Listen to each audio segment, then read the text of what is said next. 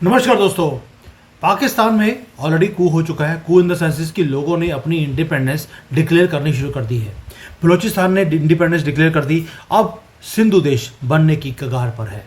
दूसरी तरफ बांग्लादेश ने लिया पंगा भारत से, वहाँ पर भी कू की आवाज़ें आनी शुरू हो गई हैं। वहाँ पर जो आर्मी है वो अगेंस्ट हो गई है मोहम्मद यूनिस के, और दोनों जो है एक दूसरे की शक्ल भी देखना पसंद नहीं करते हैं, और यहाँ तक कि इंटरनेशनल बेइज्जती अब बांग्लादेश की होनी शुरू हो गई है। ये ब्रेकिंग न्यूज़ है कि हमारा नेबरर बांग्लादेश जो कहता है कभी पाकिस्तान के साथ हाथ मिलाएगा, कभी चाइना के साथ मिलाएगा, क्योंकि हमारा नॉर्थ ईस्ट के ऊपर उसकी नज़र है, खुद is on the brink of breaking down या ऑफ अ कू। सड़कों पे प्रोटेस्ट होने शुरू हो गए हैं। ये देखिए आप, पोर्ट्स बिकने शुरू हो गए हैं क्योंकि अपने लोन वो वापस नहीं कर पा रहा, और जो इनका एंटी इंडिया फिगर हेड है यानी कि मोहम्मद यूनिस, वो अपनी जो पावर के ऊपर वो पकड़ बनाना चाहता है, वो उसके हाथ से निकलती जा रही है। अब जो आर्मी है बांग्लादेश की, उन्होंने नॉक करना शुरू कर दिया भारत के दरवाजे के ऊपर एक बार फिर। आपको पता होना चाहिए कि जो ये इनका वो है आर्मी चीफ है, वो शेख हसीना का बैठाया हुआ है, उसका रिश्तेदार भी है, और वो मोहम्मद यूनुस को लाइक नहीं करता। इसको हटाने की बड़ी बार कोशिश की गई, नहीं हटा पाए, और हम रियल टाइम में देख रहे हैं मोहम्मद यूनुस का फॉल। दोस्तों स्टे ट्यून्ड, मैं आपको हर चीज़ अनकवर करूंगा इस वीडियो के अंदर कि वहाँ पर क्या क्योस है, कौन सी कॉन्स्पिरेसी चल रही हैं, और जो क्रैक्स हैं उनको हम कैसे यूटिलाइज कर रहे हैं बोल रहा हूँ, थोड़ा ध्यान दे रहा। आज की जो एक्सक्लूसिव स्पेशल है वो है पॉलिटिकल अर्थक्वेक शेकिंग बांग्लादेश। हमारा ईस्टर्न नेबर जो कंट्री डीपली भारत के साथ उसकी बाउंड्री जुड़ी हुई है, और हमारा जो नेशनल इंटरेस्ट है वो भी उस एरिया में है, क्योंकि वहाँ के कॉकरोच, हमारे बहुत बेहतरीन तरह के कॉकरोच हमारे देश के अंदर आए हुए हैं, ये लोग बोलते हैं। Now at the centre of this chaos is one man, Mohammad Yunus, जिसको एक बार गलती से नोबेल प्राइज दे दिया गया था, क्योंकि उसने अपने गरीब जो लोग हैं उनका खून चूसा था। 25-30% रेट ऑफ इंटरेस्ट के ऊपर ये लोन देता था, 5,000 10,000 रुपए का, और अगर पैसे वापस नहीं किए गए तो उनकी चमड़ी ये उखाड़ने के लिए ये माहिर था। मैं पहले बोलता हूँ, नोबेल प्राइज़ जो है आपको नोबल काम करने के लिए नहीं मिलते हैं। जो वॉर शुरू करता है, जैसे ओबामा ने 3-4 वॉर शुरू करे, आईसिस को खड़ा किया, उसको नोबेल प्राइज़ दिया गया। मोदी जी को ने बोल दिया कि ये युद्ध का टाइम नहीं है, हम युद्ध नहीं करेंगे, उनको नोबेल प्राइज़ नहीं मिलेगा। जिस दिन वो पाकिस्तान या बांग्लादेश का कंप्लीट स्वाहा कर देंगे, उस दिन इनको भी नोबेल प्राइज़ मिलेगा। और अब Mohammad Yunus Nobel prize winner, क्योंकि गरीबों का खून चूसा था, ये अब एंटी इंडिया सेंटिमेंट्स जो क्रिएट कर रहा है अपने कंट्री में, इसको एक और नोबेल प्राइज़ मिलने वाला है। और ये कर क्यों रहा है? क्योंकि ये ग्लोबल इन्फ्लुएंस को यूज़ करता है, अरब्स के साथ डील्स कर रहा है, और फॉरेन बैकिंग है इसको अपनी पावर के ऊपर बैठने के लिए। इंटरिम प्रेसिडेंट बनाया गया था कि तुमने नई इलेक्शंस करवाकर यहाँ पर एक गवर्नमेंट को बिठाना है, लेकिन इसको सत्ता का इतना शौक हो गया है कि अब ये सत्ता को छोड़ना नहीं चाहता। बट जो गेम है वो कहीं और हो रही है। जो इनका आर्मी चीफ है जनरल वकार उस रहमान, वो रिसेंटली मॉस्को चला गया। अप्रैल 7 की न्यूज़ है, मैं दिखाता हूँ आपको। ये तो कू की रिपोर्ट है, ये रशिया बैठा हुआ है, ये रशिया में चला गया, और किसी को पता नहीं था कि वहाँ पर क्या करने जा रहा है। आपको हैरानी होगी, वहाँ पर इसने मीटिंग किससे करी है? जो वहाँ का डिफेंस मिनिस्टर है, deputy defence minister of Russia general Fomin, उसके साथ मीटिंग करी है, और आर्मी चीफ जनरल सालिवगोव, उसके साथ इसने मीटिंग्स करी। किसी को मालूम नहीं था ये करने क्या जा रहा है। मिलिट्री कोऑपरेशन मीटिंग, और वो भी मिलिट्री का आदमी जा रहा है, जबकि मोहम्मद यूनुस को जाना चाहिए था, नहीं गया है। एक और चीज़ बड़ी अजीब सी हुई इस ट्रिप के अंदर, एक ग्रीन सिग्नल आ गया रशिया की तरफ से कि भाई बांग्लादेश के अंदर, क्योंकि बांग्लादेश भारत को तंग कर रहा है, यहाँ पर रजीम चेंज अब होना चाहिए। एक ग्रीन सिग्नल दे दिया गया है इस बंदे को। उसके बाद से इसके रुख जो है वो थोड़े से चेंज होने शुरू हो गए। सोर्सेज और भी बताती हैं कि रशिया के अंदर ये जो रशियन डिफेंस फर्म्स हैं, जैसे रोस्टॉक है, एक और कंपनी थी उसकी रोसोबोरॉन एक्सपोर्ट, इनके साथ भी इसने मीटिंग करी है। साथ में ये न्यूक्लियर एनर्जी की जो जायंट है रोसोटोम, उसके साथ भी इसने मीटिंग करी है। भाई एक आर्मी चीफ गरीब कंट्री का, वो रशियन डिफेंस फर्म्स और न्यूक्लियर फर्म्स के साथ बात कर रहा है। मैसेज लाउड एंड क्लियर था। बांग्लादेश आर्मी अब लीड करना चाहती है गवर्नमेंट को और कंट्री को, और ये को पहली बार नहीं है कि यहां पर कू हुआ हो और यूनिस को रास्ता दिखा दिया जाएगा पतली गली का। दोस्तों, यूनिस को प्रेसिडेंट एक ही रीजन के कारण बनाया गया, एंटी इंडिया। उसको इंडिया एंटी इंडिया एक स्टैंड लेना था और उसने वो करके दिखा दिया। लेकिन वो जो पोस्टर बॉय बना हुआ था सारे के सारे इस खित्ते में एंटी इंडिया पोस्टर लेने के लिए, क्योंकि एनजीओज, वेस्टर्न एलीट्स और इवन की जो बड़े बड़े जिसको बोलते हैं कि ये लिब्रांडो, वो इसको सपोर्ट करते थे। ये उसके कारण ये प्रेसिडेंट तो बन गया, लेकिन अपनी कंट्री को क्या ये चला पाया? बिल्कुल भी नहीं। जो नेशनल एसेट्स है कंट्री के, उसको ये बेचता जा रहा है। बेचता किसके जा रहा है? दुनिया के वो कंट्रीज को जो कहीं ना कहीं बोलती हैं कि वो एंटी भारत है, यानी कि यूनिस भारत का फ्रेंड नहीं है।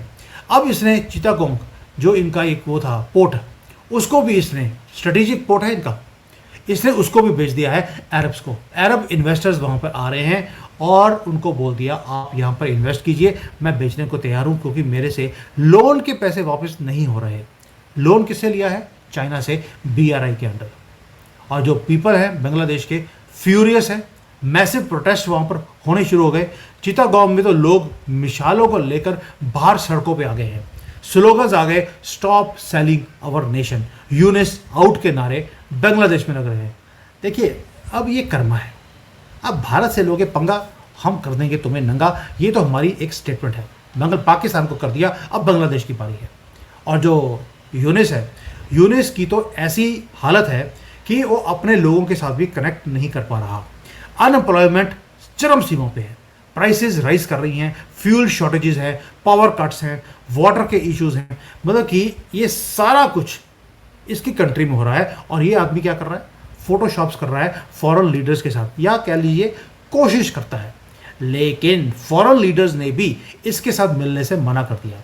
आपने सुना होगा रिसेंटली जब ये गया था यूनाइटेड नेशंस की ओशन कॉन्फ्रेंस में, इसने बोला कि भाई मेरी मैक्रोन से मीटिंग हो जाए। मैक्रोन ने फ्लैटली नो बोल दिया।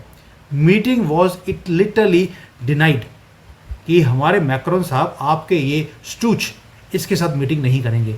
यूनिस की इतनी ज़्यादा ह्यूमिलेशन हुई, लेकिन क्या करें, नाम में ही मोहम्मद है, ह्यूमिलेशन तो होनी ही थी।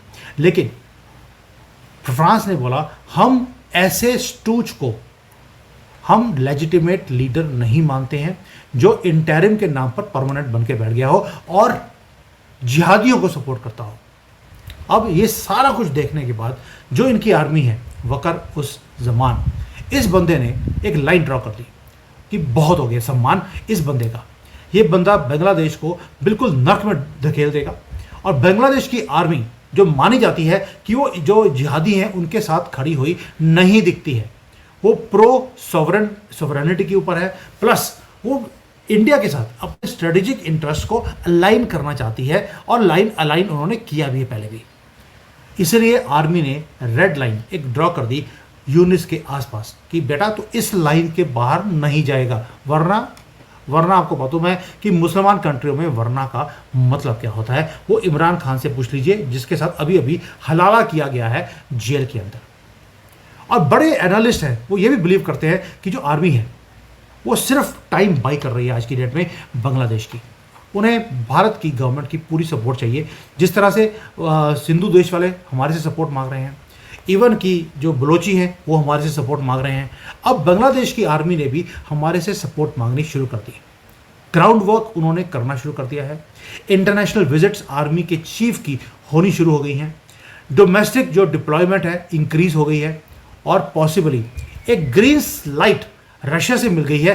भारत से उम्मीद है कि वो भी जल्दी मिल जाएगी, यानी कि जिस दिन भारत ने हरी झंडी दिखा दी, क्योंकि इनको भगोई झंडी दिखाने का अभी टाइम नहीं है, वो तो हम बाद में करेंगे। अभी हरी झंडी दिखानी है इनको कि करिए, और यूनिस को वैसा ही काम कीजिए जैसा इन्होंने शेख हसीना के साथ किया था। और दोस्तों, पहली बार बांग्लादेश में कू नहीं हो रहा है, ये आम बात है। इनकी हिस्ट्री है कि जब भी सिविलियन गवर्नमेंट काम नहीं करती है, डिस्टेबलाइज करती है कंट्री को, ये टेक ओवर कर लेते हैं। अब डिस्टेबलाइज क्यों बोल रहा हूँ? क्योंकि जो मोहम्मद यूनुस है उसने मई 12 को एक और बॉम्ब फेंक दिया। ये जो इनका आर्मी चीफ है उसकी रिलेटिव शेख हसीना और उसकी पार्टी अवामी लीग उसको बैन कर दिया गया है ऑफिशियली कि वो कंटेस्ट नहीं कर सकती इलेक्शंस, और इनकी जो अवामी लीग की अगर कोई सब ब्रांचेस हैं वो भी इलेक्शन में पार्ट नहीं ले सकती हैं। और ये वो पार्टी वो है जिन्होंने बांग्लादेश को लिबरेट करवाया था और इसकी हिस्टोरिक टाइज भारत के साथ है, इसलिए इनको ही बैन कर दिया गया है। इलेक्शन कमिश्नर ने भी बोल दिया ये पार्टी अब दोबारा से इलेक्शन लड़ नहीं सकती। तो इसलिए जो बांग्लादेश का आर्मी है वो ये एक्सेप्ट ही नहीं कर सकती कि शेख हसीना की पार्टी को बैन किया जाए, इसलिए कू की जो आवाज़ें हैं वो बढ़नी शुरू हो गई हैं।